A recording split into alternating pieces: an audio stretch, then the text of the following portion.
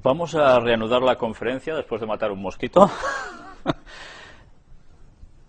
Y ahora vamos ya a entrar directamente en la sexta parte de los antediluvianos. Y vamos a hacerlo con un escrito de Ellen White, extraído del libro La historia de la redención, donde dice: cuando Adán salió de las manos de su creador, era de noble talla y hermosamente simétrico. O sea, como yo, vamos. Era bien proporcionado y su estatura era un poco más del doble de la de los hombres que hoy habitan la tierra. ¿Cuánto medimos? ¿1,80? ¿1,90 el más lanzadillo? Pues imaginaros, más del doble. Estamos hablando de personas de 4 metros aproximadamente, 4 y algo quizás. Su tez no era blanca ni pálida, sino sonrosada, y resplandecía con el exquisito matiz de la salud. Eva no era tan alta como Adán. Su cabeza se alzaba algo más arriba de los hombros de él. También era de noble aspecto, perfecta en simetría y muy hermosa. Ya veis cómo hizo Dios al ser humano, con una perfección absoluta. Pero es muy interesante destacar precisamente la proporción en altura. Hemos venido presentando pruebas de descubrimientos que se hallaban a través de la geología, de objetos, pero recordad que estuvimos analizando el texto donde se hablaba de los gigantes.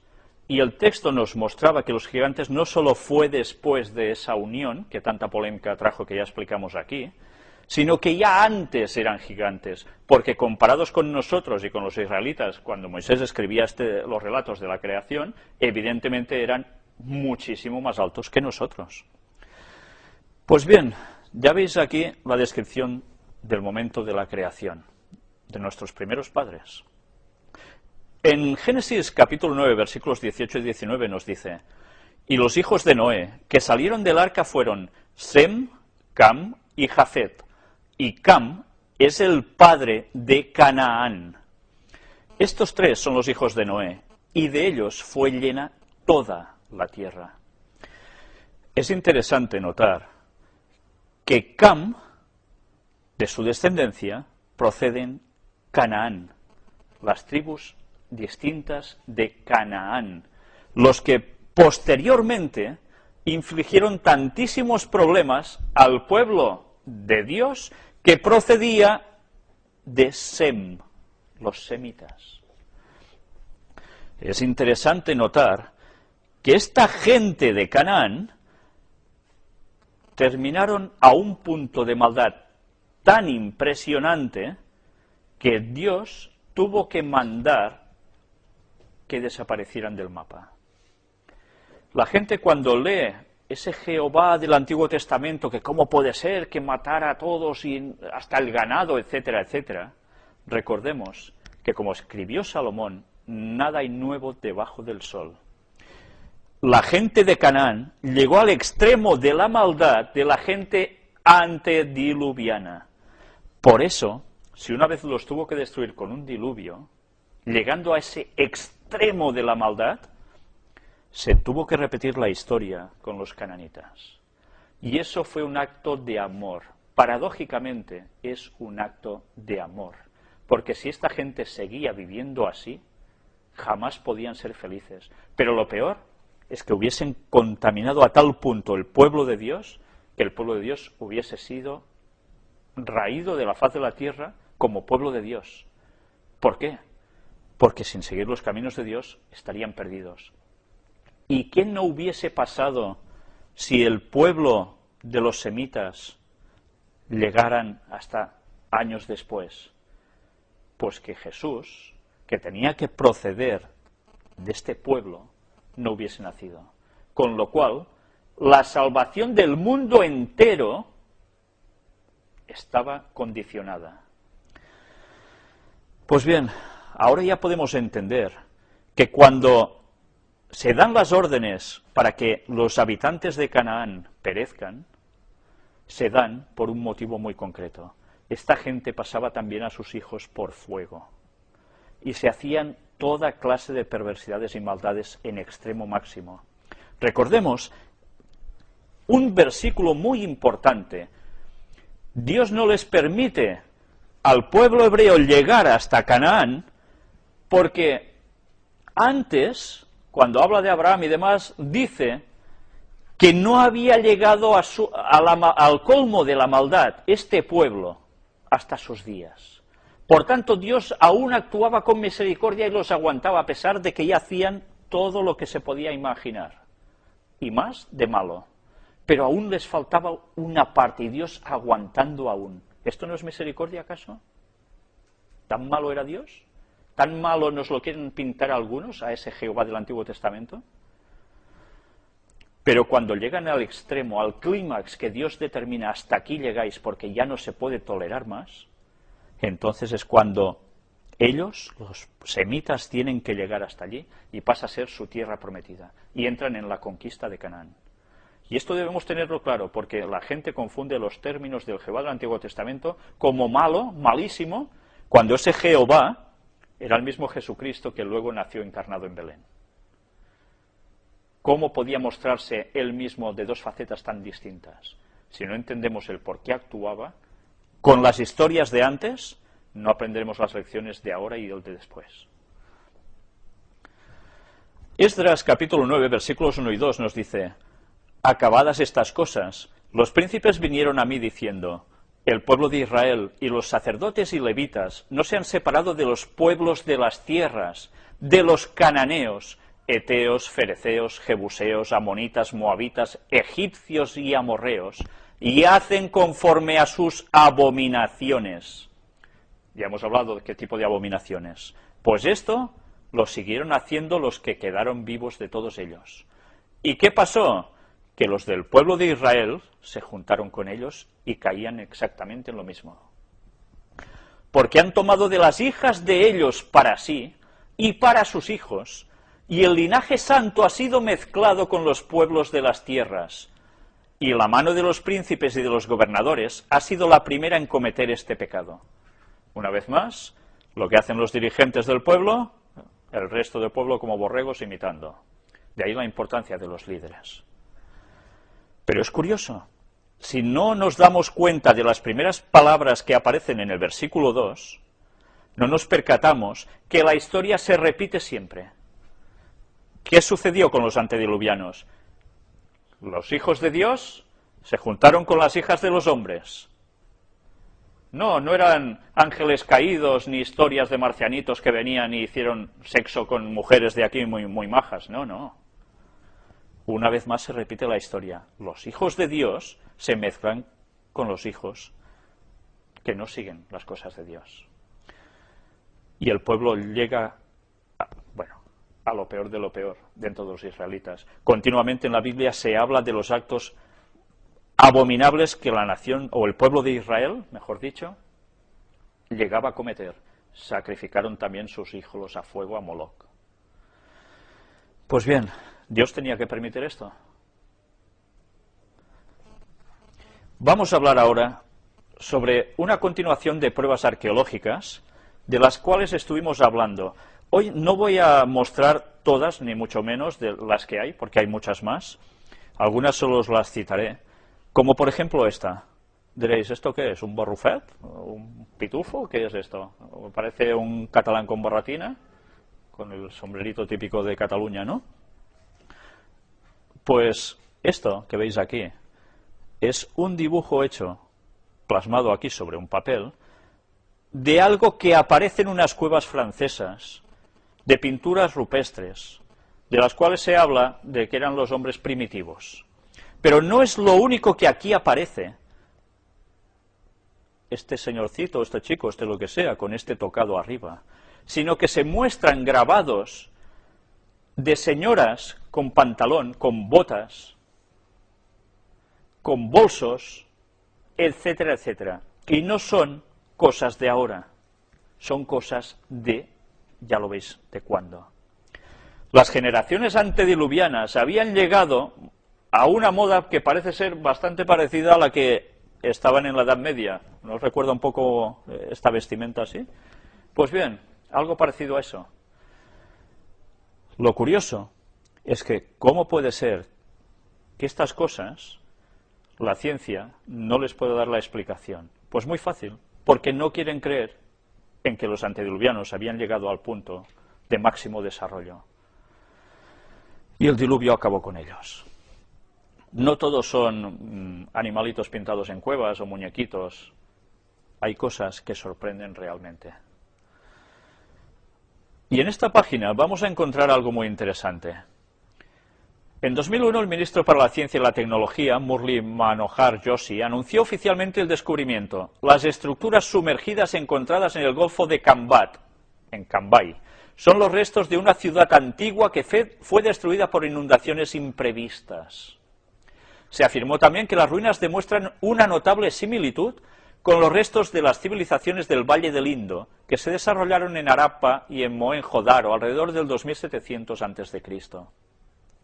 Finalizando el 2001, se encontraron fragmentos de leña carbonizada cerca a la ciudad sumergida, que fueron datados con el método del carbono 14, 9500 años antes de Cristo. En el 2003 y 2004, el Instituto Nacional de Tecnología Marina de la India realizó otras exploraciones subacuáticas, durante las cuales se encontraron pedazos de cerámica, indicios de actividades artísticas y artesanales de un pueblo antiguo. Los hallazgos fueron enviados a algunos laboratorios hindúes y europeos y por medio del método de la termoluminiscencia fueron fechados de hace 31 milenios. El geólogo hindú Bhatrinarayan confirmó la autenticidad de los encuentros, sosteniendo que las reliquias fueron sometidas a un análisis con la técnica de difracción de rayos X. Con base en estos hallazgos, la ciudad sumergida de Kambat habría sido la más antigua del mundo, existiendo desde hacía 31 milenios de años. En mayo del 2001, la oceanógrafa canadiense Paulina Zelitsky, responsable de la Advanced Digital Communications Company, describió los resultados de una exploración marina en el Mar Caribe llamada Exploramar. Utilizando un sofisticado robot dotado de un sonar, magnetómetro y videocámara, que fue transportado a las profundidades marinas y guiado a distancia con un cable de fibra óptica, fue posible hacer el mapa de la zona del fondo inmersa y los resultados fueron increíbles.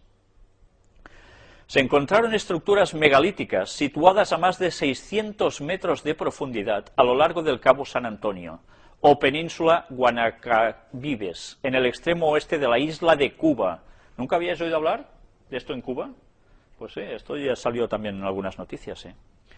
Las extrañas formaciones sumergidas, cubos, paralelepípedos y pirámides, se extienden por más de 20 kilómetros cuadrados. Por su tamaño y complejidad fueron bautizados Mega. Para muchos es simplemente una ciudad imposible, que no se puede explicar con las técnicas científicas actuales. Para otros, en cambio, las enormes piedras esculpidas son los restos de antiguos muros gigantescos, ya que después de un análisis atento se llega a la conclusión de que en algún momento estas paredes estuvieron expuestas a los agentes atmosféricos, puesto que se encuentran oxidadas, o sea que estaban en superficie. Además, con base en las fotografías y en los vídeos divulgados, se nota que existen estructuras repetitivas como si fueran muros utilizados para habitaciones. El geólogo Manuel Iturralde, que participó en la investigación, sostiene que es posible que las ruinas sumergidas sean atribuibles a una civilización antediluviana, que sería del 10º milenio antes de Cristo. Bien, antediluviana sí, del 10º milenio antes de Cristo no, porque el mundo tiene 6.000 años. Pero bien, ya veis a qué conclusiones se puede llegar. Después de todos estos descubrimientos, se puede llegar a la conclusión de que las posibilidades de que hayan existido otras etnias antediluvianas son numerosas. De hecho, el estudio del largo periodo de tiempo durante el cual el Homo sapiens ha dominado el planeta, 130 milenios, dicen, está solo al inicio. Parece bastante limitado pensar que solo a partir del 8000 a.C. haya nacido la civilización. Se siguen encontrando cosas que verdaderamente sorprenden. Y no sé si esto os recuerda cómo un señor escribió un libro muy conocido llamado La Atlántida. ¿Os suena? Sí, ¿verdad? Ha quedado el mito de la Atlántida por Platón. Y se habla y se intenta buscar dónde estaba esa Atlántida. Bien, cuando nosotros nos damos cuenta de que el mundo antediluviano existió, también percibimos que este señor en el fondo estaba escribiendo, no sé si novelado o no, algo que había acontecido en los anales de la historia. Y sencillamente nosotros sabemos que no solo había un lugar concreto de civilización, sino por lo que hemos mostrado ya en la anterior conferencia, la civilización estaba extendida por todo el mundo. Y esos eran los antediluvianos. Extraído de este libro de Jonathan Gray, vamos a sacar solo unas páginas donde vais a ver algo que supongo que os va a sorprender bastante. Y es esta fotografía de aquí. No sé si os estáis dando cuenta de qué es. ¿Veis una persona puesta en lo que parece un sarcófago, un ataúd? Vamos a ver lo que pone este libro. Aquí está todo en inglés. Luego os lo lo vamos a ver traducido un poco así, hecho con ordenador, para que veáis qué pone allí. El cuerpo fosilizado de un hombre de 12 pies, 2 pulgadas de altura, fue levantado en una estación de ferrocarril de Londres en 1895. Esta fotografía que estáis viendo es de esos años. No es, ya lógicamente se ve que no es actual, en blanco y negro y un poco cutre, ¿no? Pues bien, menos mal que esto se llegó a fotografiar. Vamos a ver qué es. De hecho, tenemos una fotografía de esto. Fue apoyado para ver contra un carro de ferrocarril del siglo XIX. Es totalmente eclipsada la parte posterior del vagón del ferrocarril. ¿Os habéis fijado? Vamos a verlo aquí. Perdón, me he pasado. ¿Veis? Una escalera larga, está apoyado sobre un vagón de tren. Ya veis la altura de los vagones de tren, cuando os pasan muy cerca, ¿verdad? Pues antes aún eran más altos. Vamos a ver qué más nos pone. Un extracto y una fotografía de la revista británica Strand de diciembre de 1895, reimpreso en W.G. Wood Martin, en el libro de que aquí cita. Las huellas de las fe mayores de Irlanda, se menciona este gigante fosilizado que se habían encontrado durante las operaciones mineras en el condado de Antrim, en Irlanda. Preeminente entre los artículos más extraordinaria jamás realizada por una empresa ferroviaria es el gigante fosilizado de Irlanda, que es en este momento que yace en Londres y el noroeste de la compañía del ferrocarril de la amplia calle del depósito de mercancías. Y esa fotografía es la que se reproduce aquí, cuando estaba en ese lugar. Esta cifra monstruosa tiene fama de haber sido desenterrada por un tiempo, bueno, esta cifra no debe ser exactamente esa la traducción, que el señor Dyer hizo una prospección de hierro, del mineral de hierro, en el condado de Antrim. Las medidas principales en toda su longitud son 12 pies y 2 pulgadas, circunferencia del pecho 6 pies y 6 pulgadas, y la longitud de los brazos 4 pies y 6 pulgadas. Hay 6 dedos en el pie derecho. ¿Os suena esto de los 6 dedos, verdad? Había alguna raza que tenía esa particularidad. El peso bruto es de 2 toneladas. Casi nada, 2 toneladas de hombre. De modo que se tomó la mitad de una docena de hombres y una potente grúa para colocar este artículo de propiedad perdida en la posición para el artista de la revista Strand. Dyer, después de mostrar el gigante en Dublín, llegó a Inglaterra con su hallazgo raro y lo exhibió en Liverpool y Manchester a 6 peniques por cabeza, que atraía a los hombres de ciencia, así como a turistas que quedaban boquiabiertos. El negocio fue creciendo y el empresario inducido a un hombre llamado Kershaw para comprar una participación en este asunto. En 1876 Dyer envió a su gigante de Manchester a Londres en tren la suma de 4 libras esterlinas, etcétera, etcétera, y fue acusado un recibo para el transporte de la empresa, pero nunca se pagó. Evidentemente Kershaw no sabía nada de la eliminación del show, ya que cuando lo descubrió, siguió a toda prisa, y a través de una firma de abogados de Londres, se trasladó al Tribunal de la Cancillería, que emitía una orden de restricción a la compañía de despedida con el gigante, hasta que la acción entre Dyer y sí mismo, para determinar la propiedad, se comercializó. La acción nunca fue un problema. Por desgracia, No sabemos lo que pasó después de esto. Es lamentable que estos descubrimientos a menudo desaparezcan y nunca más se oiga hablar de ellos otra vez. Afortunadamente, un reportero hizo la fotografía. Es curioso, ya lo vimos también en la anterior vez, cuando se encuentran según qué objetos, se muestran un poco y desaparecen del mapa. ¿Por qué será? ¿Dónde pone la ciencia a un hombre así de largo? Si eran primitivos y medio monos. Pues lo mejor, cuando toca, hacerlo desaparecer. Pero menos mal que se fotografió y que hay registros de la época que eso fue así. En este otro libro de René Norbergen, del cual hablamos en la anterior conferencia, vamos a ver más objetos que se encontraron verdaderamente sorprendentes, de metales que ya veis aquí, zinc, hierro, etcétera, etcétera, súper antiguos, y se encontraron siempre de formas sorprendentes, y que tiene unos dibujitos que aquí, por desgracia, en pantalla no sé si lo podéis apreciar muy bien, pero donde se muestran señores con barba y bigote, donde se muestran señores aquí que veis como si fuera con una escafandra o algo parecido alrededor de su cabeza. Pues bien, esto tiene muchos años, muchos. Más cosas que se fueron encontrando. Y bueno, os voy a mostrar unas partes del libro, para los que sepáis inglés y los queráis leer, es interesante, muy interesante, y vamos a ver cómo precisamente este señor, el escritor del libro, tuvo también, o participó también, con alguien del cual nosotros hemos hablado en anteriores conferencias, y era Ron Wyatt, el arqueólogo del cual mostramos más de una cosa aquí. Pues es curioso que uno tuviera la tendencia hacia asuntos bíblicos, postdiluvianos. Aquí tenéis a Ron, precisamente saliendo del túnel, excavándolo en la antigua Jerusalén, donde estaba buscando el Arca de la Alianza. O sea que esta fotografía tiene sus años. Y el otro se versara precisamente en el mundo antediluviano, René Norbergen. Pero curiosamente los dos coincidieron en exploraciones y trabajaron juntos. Ya os iré informando cuando pueda de los detalles de todo esto, de cómo va la investigación en la que estoy puesto, y espero poder dar una conferencia relativamente en breve al respecto.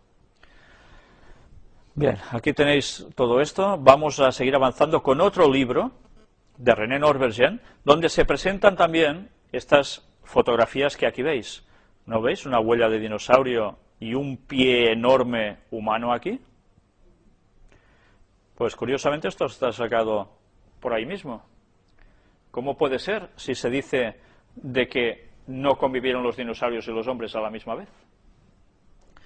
Aquí tenéis lo que comentamos la otra vez sobre la pila eléctrica que se encontró.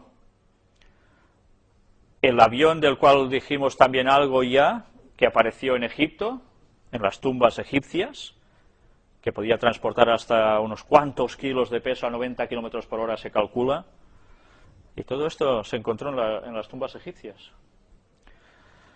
Y aquí tenemos el famoso aparatejo volador precolombino. Lo veis en sus formas, muy parecidas a un caza actual. Y todo esto, ya veis los años que tiene, ¿verdad? Por cierto, alguien me indicó que en una anterior conferencia dije algo de, no sé si prediluvianos, cuando quería decir postdiluvianos o al revés. Bien, pido perdón por eso, porque a veces hablando uno se equivoca, ¿no? Y en mi caso bastante. Pero bien, quería constatarlo, ¿verdad? Para que si encontráis ese trozo en la conferencia anterior o en la otra, sepáis que me refería a lo contrario de lo que expresé allí. Vamos viendo más cosas. Y este libro no es un libro de tonterías precisamente. Este libro es un recopilatorio de artefactos extraños que se han ido encontrando y están totalmente catalogados. Sí, esas cosas que aparecen y parece que, uy, no han aparecido para nada, pero sí, se catalogan. No todos, porque algunos desde luego desaparecen a la primera. Pero bien, ya en la portada ya sorprende, porque si se hablaba de que las culturas incas y demás no conocían la rueda, como los precolombinos ya tenían estos aparatejos. Qué cosas, ¿eh? Pues si la gente no entiende que antes de que hubo un diluvio primero universal y que hubo una gran civilización, no va a entender nada de esto. Y como siempre, cuando no se entiende, patam, patada y se guarda, ¿no? Aquí tenéis distintas cosas, solo he sacado unas páginas de este libro donde se muestra hasta lo que es como un chicle de la época, algo que se mascaba como una goma, es curioso, ¿eh? Pues bien, todo esto está catalogado. Incluso estos artefactos que los egipcios tenían conectados a unos cables que parece ser que emitían luz. Luego hablaremos un poco de esto. Ya sabéis que no se ha encontrado nunca nada que haga luz dentro de una pirámide, ¿verdad? Teóricamente, nadie ha encontrado antorchas ni cosas que hayan humeado, ya que se pinta que iban tan cutres, pobrecillos. Bueno, pues ¿con qué caray se iluminaban? Se había dicho que si unas refracciones de espejos por toda la pirámide, jamás se ha encontrado nada parecido a eso. Aquí tenéis lo de la pila, esa famosa pila de la que estuvimos hablando, que aquí la tenéis. Mirad cómo estaba hecha. La batería descubierta en Bagdad, en Irak. Y aquí tenéis las pisadas de dinosaurio, casi nada, fosilizadas. Una vez más. Y se hacían amputaciones quirúrgicas en el Neolítico, sacado de una noticia del 2010 en 20 minutos, periódico de Barcelona. Se nos habla de que ya se hacían operaciones de amputación perfectas. Bien, parece que no eran tan tontos, ¿eh? Y aquí tenemos fósiles y huellas de antiguos gigantes de casi 5 metros de altura. Información sobre esos antiguos gigantes o híbridos de mujeres humanas, y dice aquí ángeles de Satanás, se encuentra en Internet. Claro, démonos cuenta lo fácil que es caer en falsas interpretaciones si no analizamos bien las cosas y los textos. Se pueden mostrar cosas que pueden ser muy ciertas, pero al caer en errores, podemos hacer que sea una cadena y sucesión de errores, hasta llevarnos a cosas esperpénticas. No, ya dijimos que esto no sucedió, pero es interesante lo que sí cuenta después. Vamos a ver una foto donde se ve un fémur y que probablemente, ya veis, de 1,20 metros, podía ser de un señor de algo parecido a 4 metros de altura, encontrado en Texas. Y aquí lo tenéis. Ya veis el señor haciendo de modelo al lado, ¿no? Casi nada. Pero aquí tenéis una pisadita grabada en la roca. Aquí tenéis un pie de un señor, supongo, más o menos normal, pero ya veis, 60 centímetros de pie. El de antes. Casi nada, ¿eh? Bueno, pues si eran hombres medio monos, vaya pie tenían, ¿eh? Pues ya veis cómo la explicación de la historia convencional no cuadra con lo que realmente se llega a encontrar. Y entonces es necesario plantear hipótesis sobre hipótesis que se tienen que ir cambiando continuamente porque nunca les termina de cuadrar todo. Todo por apartarse de la palabra de Dios y de las evidencias. Pero así el mundo sigue engañado. Pues bien, ya veis aquí las pisaditas. Y aquí tenéis más nítida la fotografía que antes hemos mostrado. Este señor medía 3,65. Casi nada, ¿eh? En metros estoy hablando. Lo digo para la gente que nos esté escuchando en la parte de Europa, porque en el otro lado suelen ir con pies, ¿no? Pues bien, ya veis. Casi nada, ¿eh? ¿Y esto os lo enseñan en el colegio? ¿Lo enseñan en los institutos? ¿Lo enseñan en las universidades? ¿Por qué será? Si no supiésemos cómo detrás de la teoría de la evolución habían estado las sociedades secretas trabajando a través de el abuelo ya de Darwin y todo el cometido de instituciones que ellos fueron haciendo y creando para cambiar la mentalidad de la población mundial a través de la enseñanza, no nos enteraríamos de nada. Gracias a Dios que sabemos estas cosas. Gracias a Dios. Aquí tenéis pisadas de gigante, un gigante enorme de estos, y una comparativa, este bichito, que medía más o menos unos 4 metros de altura, ahora comparado con los hombres actuales, pues ya veis lo que queda. Imaginaos si estos bichitos hubiesen estado después del diluvio, cuando el hombre se iba degradando, encogiéndose, por decir algo, perdiendo su fuerza, su supercapacidad mental, su todo. Pues ¿qué hubiese sido de los hombres con estos animalitos, no? Por eso, como decía Helen White, hubo animales que no entraron en el arca, porque Dios tuvo que preservar al ser humano. Y aquí, estas son esas típicas fotografías que uno no sabe realmente hasta qué punto son auténticas o son manipulaciones. Os iba a mostrar algunas fotografías que están corriendo mucho de gigantes, esqueletos gigantes que se encuentran, pero curiosamente, que hay mucha gente que se ha tragado como verdad, luego se pueden ver las fotografías auténticas como han sido manipuladas y son timos, son timos. Entonces hemos de ir con mucho cuidado antes de dar por verificado algo. El texto bíblico decía que había gigantes en la tierra en aquellos días. La palabra para gigantes, de la raíz hebrea nefilim, significa hombres violentos, en extremo, terroristas. Y estos fueron los valientes, dice el texto, que desde la antigüedad fueron varones de renombre. La palabra renombre, que se traduce aquí, significa capacidad mental, lo que denota la fuerte potencia de sus mentes. Esto es interesante tenerlo en cuenta, para no caer en tonterías de conclusiones con los nefilims, como ya dijimos la anterior vez. Por tanto, estos gigantes, estos hombres antediluvianos, llegaron a ser violentos en extremo. Todos. Por eso Dios tuvo que intervenir. No era solo una raza de unos que se habían juntado con... No. Todos fueron así. Por eso solo se pudieron salvar 8 personas.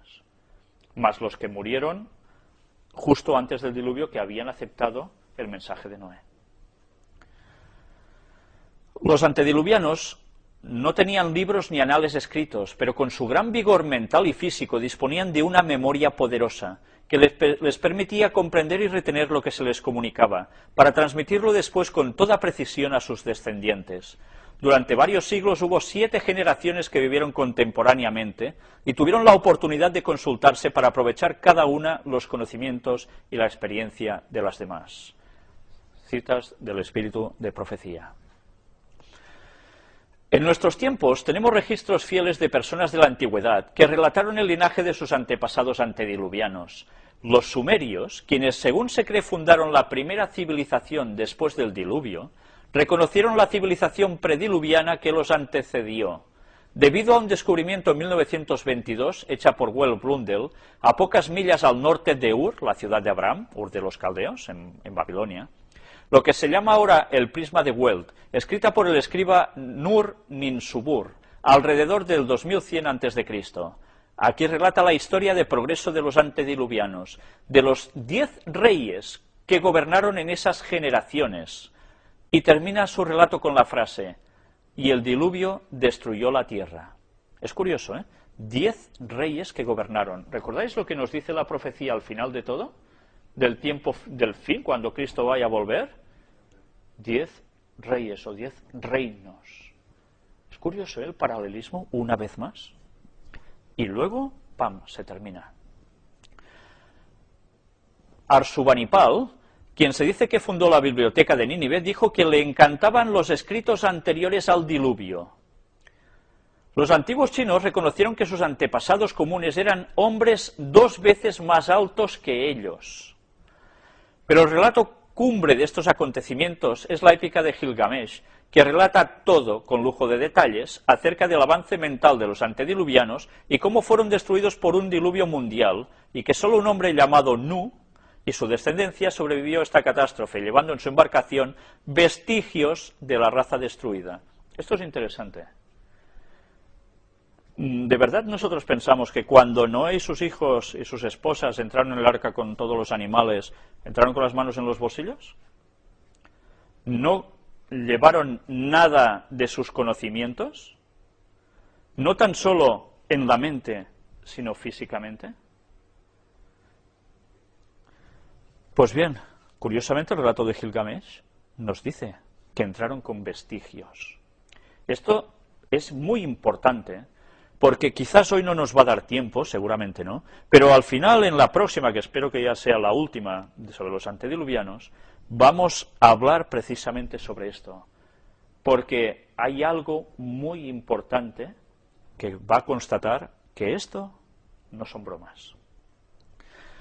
Cuando aquí se habla de escritos anteriores al diluvio, y antes nos decía que no tenían libros, no eran libros para transmitir el conocimiento porque no les hacían falta, pero esto no quiere decir que hubiera otro tipo de libros, como podían ser ahora novelas o a saber qué otra cosa, porque esto lo distraía a este señor cuando lo leía, ¿verdad?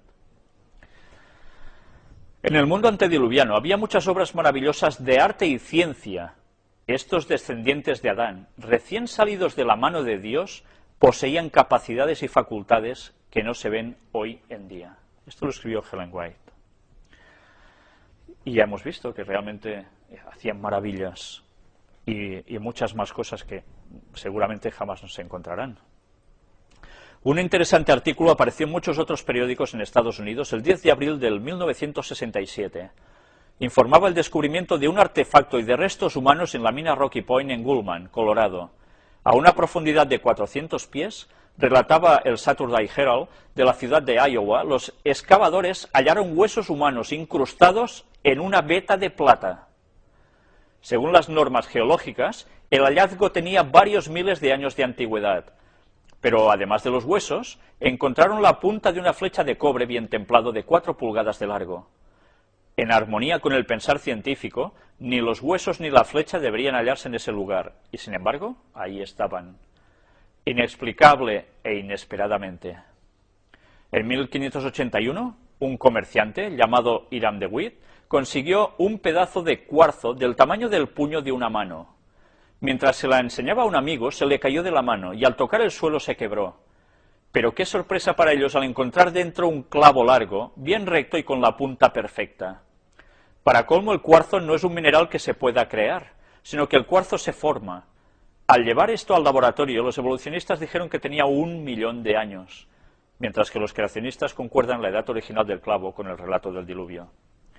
Nosotros mostramos en una anterior fotografía, en la anterior conferencia, no un clavo, sino hasta un tornillo, con toda su rosca. Bueno, pues también tenían estas cosas ellos. Y ahora vamos a ver algo sobre 2 textos bíblicos. En el relato de Génesis, 2 veces se cita una ventana referente al arca. Una está aquí, en Génesis 8:6, que dice: sucedió que al cabo de 40 días abrió Noé la ventana del arca que había hecho. ¿Y qué hace? Suelta el primer pájaro, ¿no?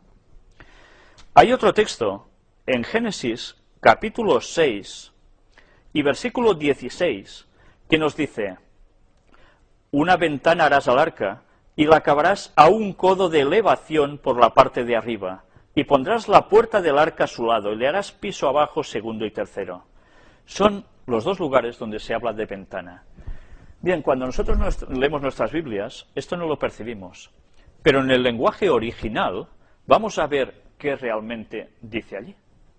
La palabra que se utiliza para ventana es soar, significa brillo, resplandor, luz de mediodía. Aparece 22 veces en el Antiguo Testamento. Muchos eruditos judíos de la escuela tradicional explican que soar es una luz que se origina de cristales brillantes. Es por eso que se emparenta esta palabra con que Noé colgó cristales en el techo y por luz que tenían dentro iluminaron la embarcación durante el tiempo del diluvio. Claro, ¿no os habéis pensado nunca cómo se veían allí dentro? Con la de agua que caía que no se debería ver ni torta, con luz exterior. La fuente de luz de Noé parece que se preservó durante centenares de años, porque hay indicaciones de que Salomón pudo haberla usado alrededor del año 1000 a.C.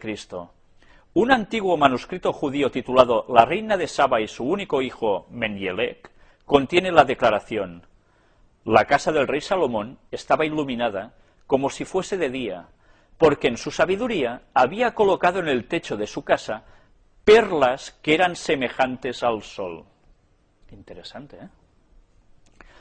Muchos escépticos no creen esta teoría, pero esto se confirma de acuerdo al informe de que el zar ruso Nicolás, en 1917, debido a un reporte del aviador Zabalatsky, que había visto el arca. Entonces el zar envió 2 compañeras para fotografiar y dar un registro acerca del arca. Nosotros ya vimos algo de esto también en su momento, hablando sobre Ron Wyatt. Lo fotografiaron, hicieron el reporte, entraron al arca, encontraron las jaulas, los compartimentos y después de ver entre todas las cosas vieron la elevación en el techo y el sistema de iluminación. Tal vez es por eso que Salomón escribió Eclesiastés 1, 9 y 10. Es un texto que antes yo os he citado y que ahora me gustaría leeroslo.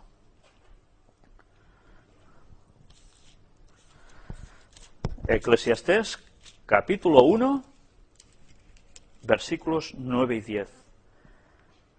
¿Qué es lo que fue? Lo mismo que será. ¿Qué es lo que ha sido hecho?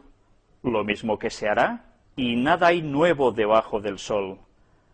¿Hay algo de que se puede decir, he aquí esto es nuevo? Ya fue en los siglos que nos han precedido.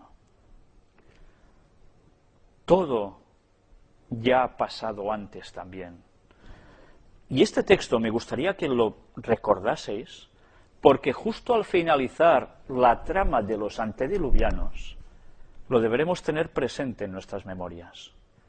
Porque todo este tema del cual estamos tratando, tan extenso, nos va a llevar a una conclusión impresionante que dudo de que normalmente lleguemos a percibir y que nos va a dejar realmente perplejos. Os voy a dar solo una pista. ¿Recordáis cómo terminamos la conferencia sobre Orión? Cuando hablamos de las pirámides, la constelación de Orión, etc., eso nos llevó a una conclusión. Todo esto nos va a llevar a otra conclusión. Y veréis qué cosas tan impresionantes. Veréis. Pero todo en su momento. Los antiguos pueden haber tenido más fuentes de luz de las que nosotros nos imaginamos. Y hay numerosas indicaciones de que así fue. Cuando abrieron el sepulcro de Pallas cerca de Roma, a principios del siglo XV, lo hallaron iluminado por una linterna que había estado encendida en el interior de la tumba durante más de 2000 años. San Agustín, del 354 al 430, de la era cristiana, sostiene que en un templo egipcio dedicado a Isis había una lámpara que ni viento ni agua podían apagar. Esto no lo enseñan en las escuelas, ¿eh?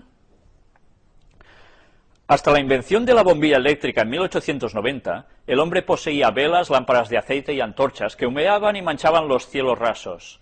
Sin embargo, nunca se halló ningún vestigio de humo en el interior de las pirámides de Egipto ni en las tumbas subterráneas de los faraones en el Valle de los Reyes.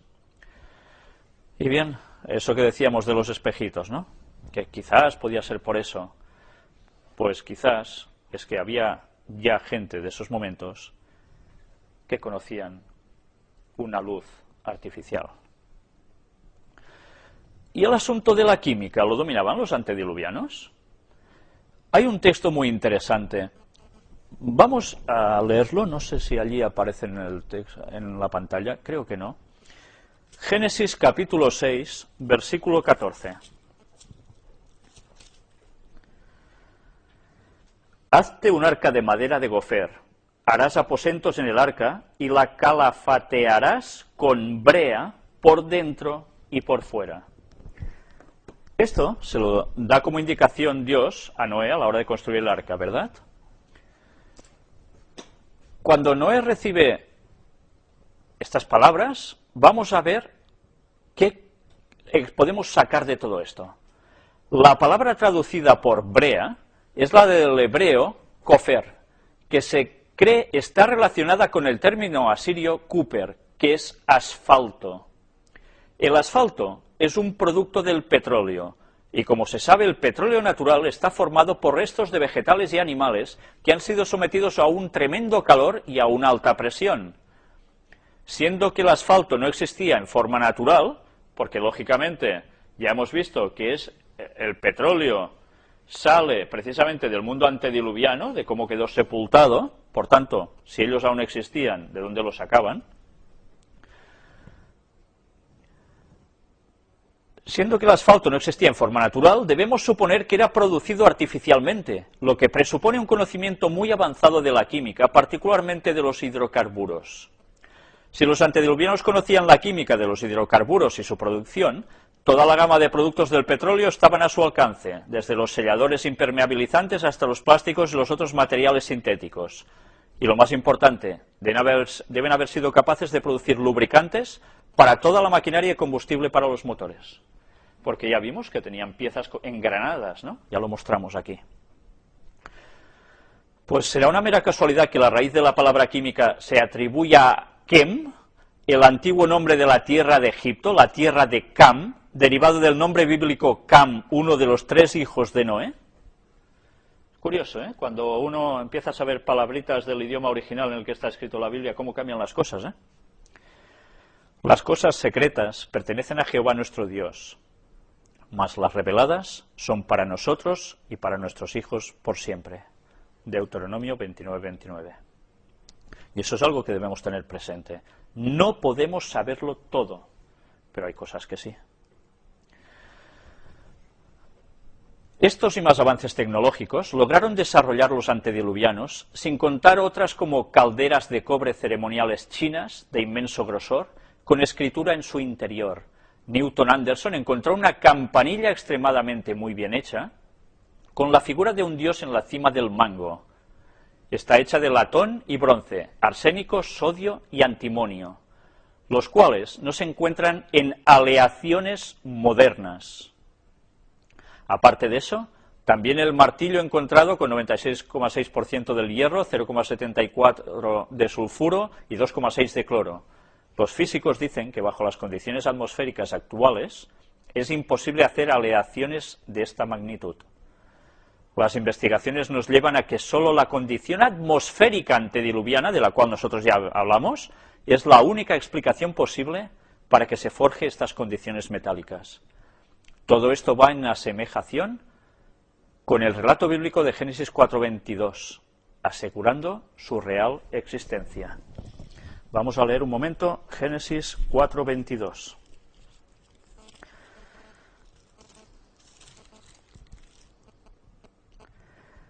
Y Zila también dio a luz a Tubal-Caín, artífice de toda obra de bronce y de hierro. Y la hermana de Tubal-Caín fue Naama. Teóricamente, en esos anales de la historia, el hombre no debería conocer todos estos metales. No sabría ni trabajarlos, nada de nada. El registro bíblico nos dice que Tubal-Caín, uno de los descendientes de Caín, ya hacía esto. Este texto lo vamos a volver más adelante también en la conferencia, quizás no la de hoy. Pues bien, aquí la tenéis, la campanita en cuestión, estudiada en la Universidad de Oklahoma. Es conocida como la campana de Adán, con el diosecito aquí, con las alillas así abierto. Pues bien, qué cosas, ¿eh? ¿Y esto qué es? Este bisonte es uno de muchos esqueletos de animales prehistóricos que ha sido desenterrado con el cráneo agujereado, como por efecto de una bala, y todos suponemos que los dinosaurios no tenían revólveres, ¿no? Nos dice aquí en plan gracioso, y es verdad, no se dispararían así entre ellos, ¿no? Hay dinosaurios que también tienen orificios craneales, pero la limpieza del impacto en la parte posterior de la cabeza ya no alude a una bala, sino al láser. Porque sabéis que las balas siempre dejan un pequeño registro. El láser es totalmente limpio. Pues bien, yo no sé si recordáis un texto bíblico. Cuando Adán y Eva son quitados del jardín del Edén, hay 2 querubines. ¿Pero qué hay, además de los 2 querubines? Una espada encendida que se revolvía por todos lados para evitar que nadie entrara allí. A ver, claro, nosotros podemos leer, una espada encendida, una espada que, mira, que es una llama, que ¡hola! Se mueve y tal, y la gente, uy, por no quemarse no se mete. ¿Sí? ¿Era esto? ¿O es que hay una cierta tecnología divina de la cual normalmente no somos conocedores o no caemos en ello, y nos está diciendo de que el láser ya es algo de mucho más arriba? ¿Y la película de la Guerra de las Galaxias? Cuando empiezan a sacar las espadas láser, ¿os habéis imaginado alguna vez cómo podía ser la guerra en el cielo entre Cristo y sus ángeles y Satanás y sus ángeles? Era, ¿cómo? ¿A base de gritos? ¿A base de tirachinas? Fue una batalla. Y Cristo y sus ángeles salieron vencedores. Y hubo un retroceso hasta tal punto que ellos fueron arrojados a la tierra. Bien. Puede parecer ciencia ficción, pero siempre hemos de saber una cosa y tenerla muy clara. Satanás no inventa nada. Satanás plagia, Satanás copia lo que ha visto y eso lo transmite como conocimiento al ser humano. Ya vimos de qué forma muchos conocimientos científicos se han transmitido a los seres humanos a través de sueños muy extraños, paranormales. Pues bien, solo os digo esto para que meditéis, ¿no? A veces creemos que en el cielo van flotando encima de una nube todo el rato. Este diamante fue encontrado en Herkimer, New York, el cual inexplicablemente fue encontrado ya tallado, lo cual deja mucho que pensar, pues el pulido del diamante requiere máquinas especializadas de alta precisión, fabricadas con oro y que giran a miles de revoluciones por minuto. Bueno, a menos mancos no eran, ¿eh? Y aparatejos deberían tener. Y esta es una de las famosas 9 calaveras milenarias que aún actualmente no se pueden replicar y que son como de cristal, de un vidrio. ¿Cómo se hicieron con esta perfección? Y no se pueden llegar a imitar aún ahora. ¿Y esto? ¿Qué caray es esto? ¿Qué veis vosotros aquí? Un astronauta, ¿no? ¿Sabéis dónde está esto? Es una figura que aparece en la Catedral de Salamanca, construida en el año 1102. ¿Y qué hace esto en el pórtico de la entrada de la catedral? Porque si veis la fotografía entera, veis distintos detallitos de grabados que hay en la piedra, pero este allí en medio. Caray. En el año 1102, ¿alguien esculpiendo podía llegar a imaginarse esto? No sé si lo veis. Casco perfecto. Algo lleva detrás, tipo mochila, conectado con algo aquí delante. Un cable que lo lleva colgado a él de algún sitio. Las botas, exactamente como las mismas de las pisadas de la Luna famosa, de la NASA. Todo su traje. ¿Cómo alguien podía hacer esto? Tenía una gran imaginación, ¿no? ¿Es solo eso? ¿Es solo eso? Quizás ahora vamos a entender algo. Nosotros hablamos mucho, y antes hemos dicho algo, de, claro, Noé y sus hijos eran antediluvianos. ¿Y dónde pasaron? A postdiluvianos. Porque ellos estaban vivos antes y estuvieron vivos después. Y ellos, no sé los aparatejos que se llevaron del tiempo anterior, pero lo que sí se llevaron, indudablemente fue el conocimiento que ellos tenían de lo que habían vivido durante tantos años. Entonces, ¿cómo puede ser que alguien del 1100, de la era cristiana, hiciese esto? ¿Cómo se transmitieron esos conocimientos? ¿A través de quién? ¿A través de qué? Hablamos continuamente de masonería, de sociedades secretas. ¿Qué eran los constructores de catedrales? Pues estaban puestos en esto. Y ellos hacen referencia, aún los masones actuales, a los conocimientos del templo de Salomón.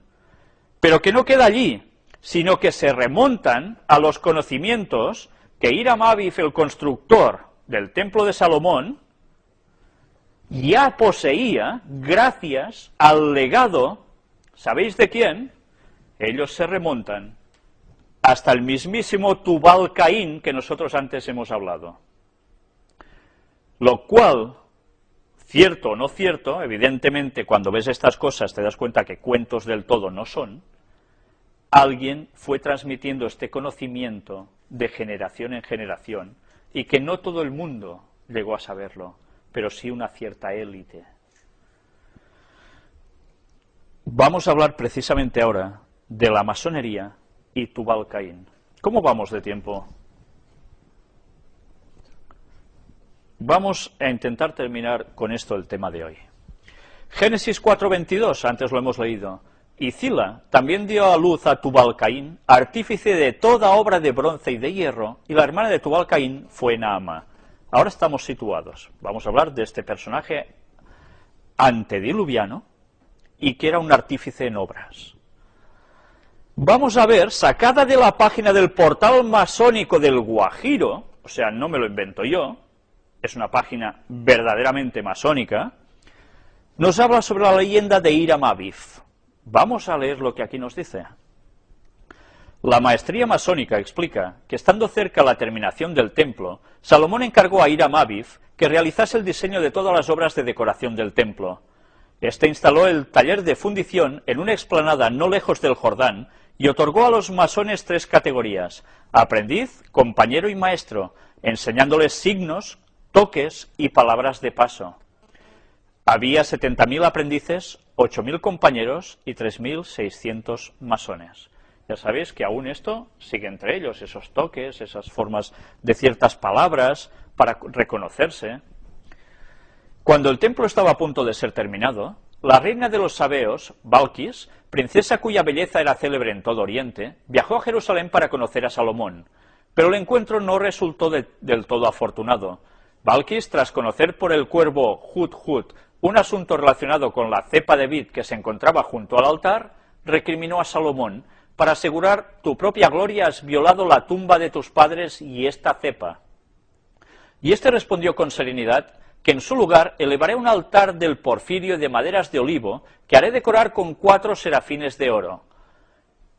Esta viña, dijo Balquis, ha sido plantada por Noé, tu antepasado. Al levantarla de cuajo has cometido un acto de rara impiedad.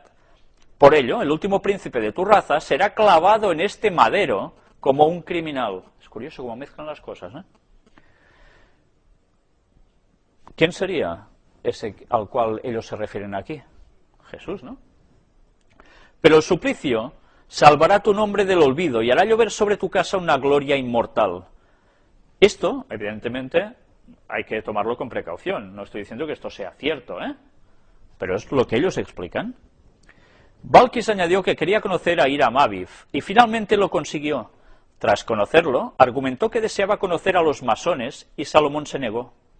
Pero el genial maestro masón por excelencia, Hiram Abif, subió en ese instante a un bloque de granito y con la mano derecha realizó un signo parecido a la T, relacionado con Tiro, Tubal Caín. Y los masones se reunieron y guardaron un silencio y una quietud asombrosos.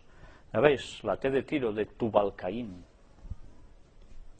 Algunos días después de los hechos narrados, Bedoni, ayudante y fiel discípulo de Hiram Abif, sorprendió a 3 compañeros: Fanor el sirio, albañil; Anru el fenicio, carpintero; y Matusael el judío, minero, planeando sabotear la obra. Y la obra resultó momentáneamente saboteada, provocando que un Bedoni desesperado por no haber advertido a tiempo a Hiram se lanzase a la ardiente lava. Hiram Abif, desolado por el fracaso, se retiró llorando y entonces soñó el sueño más importante de su vida. Atención a este sueño. Tubal Caín lo transportó al monte Sión y al centro de la tierra, y le transmitió la tradición luciferina más pura y excelsa. Atención, porque cuando ellos dicen esto, tradición luciferina más pura y excelsa, no se lo toman como nos lo tomamos los cristianos. Para ellos, esto es la verdadera luz, la que le transmitía el ángel de rebelión en el cielo. Ah, caray, cómo cambian las cosas, ¿eh? Ellos están diciendo que sus conocimientos ya les vienen a través de Satanás, a través de Tubal Caín, y todo con un sueño, le va transmitiendo esto. Antes hemos dicho lo de los conocimientos, la transmisión de conocimientos en sueños extraños. De la fundición que brilla enrojecida en las tinieblas de la noche, se alza una sombra luminosa. El fantasma avanza hacia Hiram, que lo contempla con estupor. Su busto gigantesco, es interesante, ¿eh? Ellos están hablando de gigantes también aquí, está presidido por una dalmática sin mangas. Aros de hierro adornan sus brazos desnudos, su cabeza bronceada, encarnada por una barba cuadrada, trenzada y rizada en varias filas, va cubierta por una mitra de plata dorada. Mitra de plata, no sé a qué me suena a mí eso. ¿Quién lo lleva arriba? Sostiene en la mano un martillo de herrero. Sus ojos, grandes y brillantes, se posan con dulzura en Hiram, y con una voz que parece arrancada de las entrañas del bronce le dice: reanima tu alma, levántate, hijo mío, ven, sígueme, he visto los males que abruman a mi raza y me he compadecido de ella. Caray. Espíritu, ¿quién eres?, pregunta Hiram. La sombra de todos tus padres, el antepasado de aquellos que trabajan y que sufren. Ven, cuando mi mano se deslice sobre tu frente, respirarás en la llama. No temas nada, nunca te has mostrado débil. ¿Dónde estoy? ¿Cuál es tu nombre? ¿A dónde me llevas?, dice Hiram. Al centro de la tierra, en el alma del mundo habitado. Allí se alza el palacio subterráneo de Enoc, nuestro padre, al que Egipto llama Hermes y que Arabia honra con el nombre de Edris. ¿Os estáis dando cuenta qué mezclas? O sea, está pintando a gente realmente de Dios como Enoc, como si fuera del mismo pensamiento que todo lo satánico, y que encima están dentro de la tierra. Madre mía, pues vaya mezclas. Potencias inmortales, exclama Hiram. Entonces es verdad, tú eres tu antepasado, hombre, artista, tu amo y tu patrono. Yo fui tu Baal-Caín. Llevándole como en un sueño a las profundidades de la tierra. Es curioso, a mí esto me recuerda un vídeo donde se muestra a unos chicos pentecostales, donde dicen que también a través de un sueño se les aparece Jesús y los lleva al centro de la tierra, donde hay el infierno, etcétera, etcétera. Bueno, unas historias que menos mal que sabemos que eso realmente no es así. Sé que debo la conferencia de la inmortalidad del alma, pero es que hay gente que se está tragando esto. Millones de personas. Ojalá recurriesen a la Biblia con estudio a fondo, porque van a ser engañados por Satanás, como lo fueron esa gente.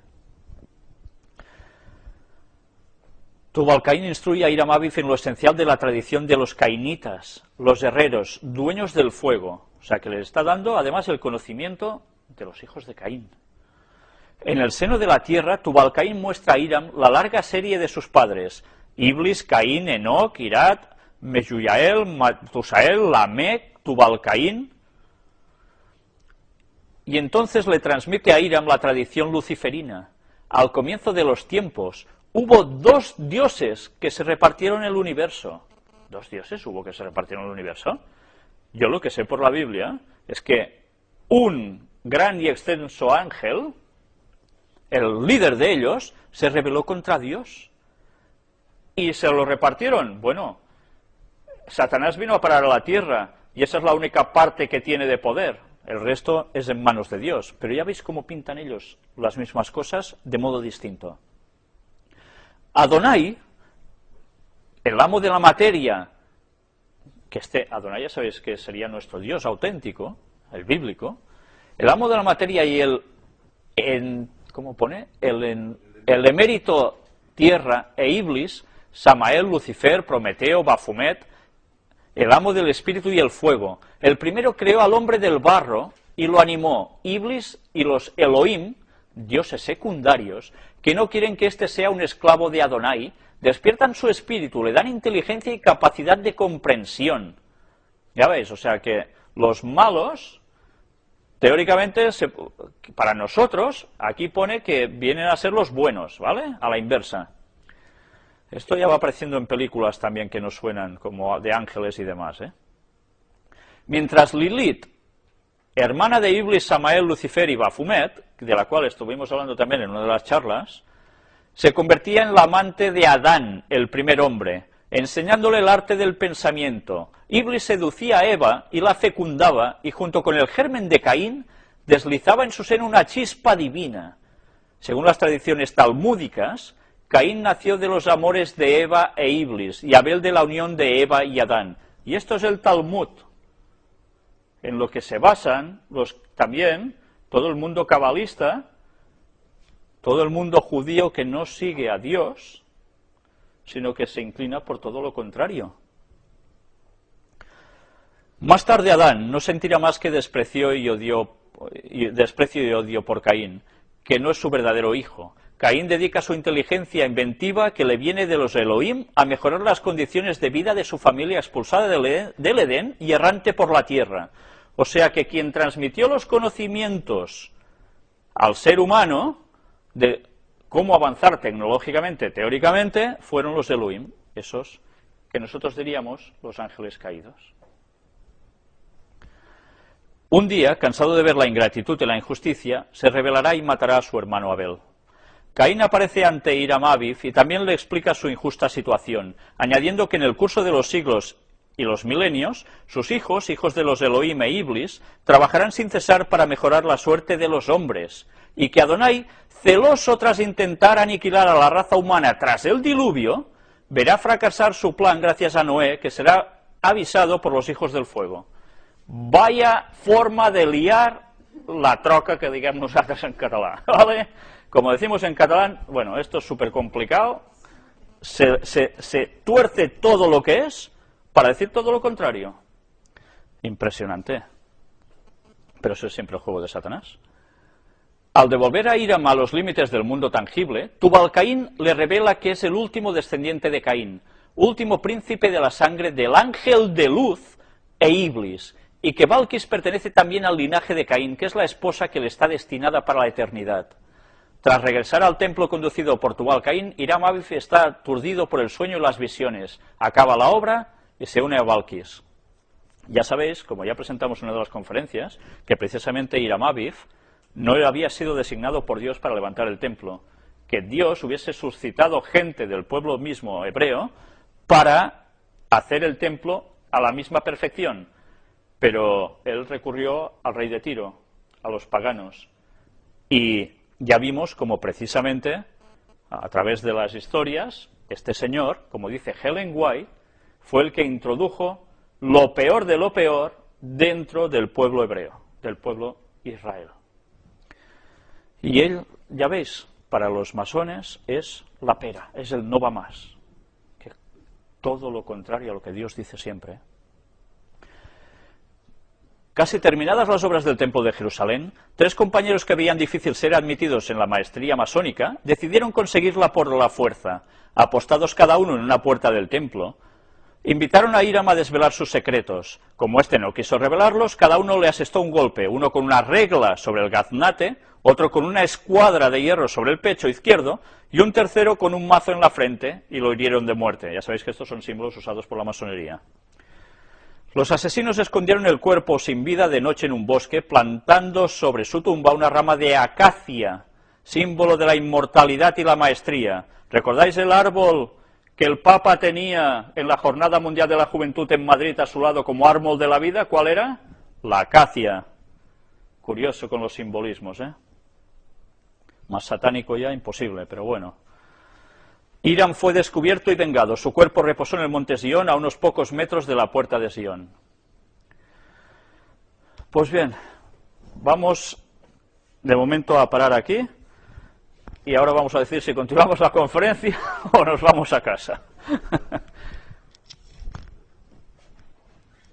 Solo hay hambre y sueño, como los bebés.